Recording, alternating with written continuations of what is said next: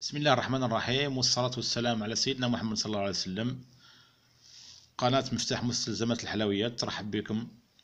مرحبا بكم في قناتنا. جيناكم اليوم بهذا الموضوع اليوم الجديد هو الطوفية كراميل، ولا الكريمات الكراميل. هو أحسن نوعية من أنواع هاد الكريمة اللي قلنا هاي قدامكم بدون إطالة خلاص.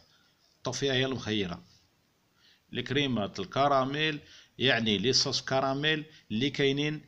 حبيت تخدم صوص يعني يقول لك كل واحد كيفاه يفتي لك، وكل واحد كيفاه يهضر لك، وكل واحد كيفاه بالتجربه. رانا بالتجربه احسن تجربه راهي الطوفيه، وفيها انواع. هذه بعد فيها الكريمات هادو فيهم انواع بزاف. يعني عندنا هذه الطوفيه، قلنا الطوفيه هي بالتجربه هي المخيره. يعني الناس هم يديو الانواع منا مي المخيره فيهم في القو راهي الطوفيه. كاينه الطوفيه، كاينه الطوفيان، كاينه الطوفي، كاينين انواع بزاف. واش هو المخيره هاي قدامكم، ما تحوسوا، ما تدوروا بعيد، ما والو. المخيره هاي دافين بالتجربه تاع الاخوه والاخوات. الناس خدمت بها لي قاطو تاعها، خدموا بهم. وراي نقول الراي تاع الغاشي مش تاعي انايا.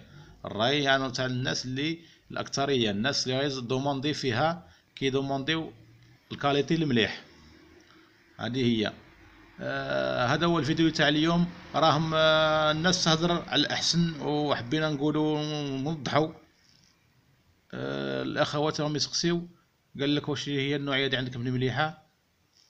حنا هذا ودينا راينا في هذه. أنا الرأي من رأيي أنا ضد الطفية المخيرة.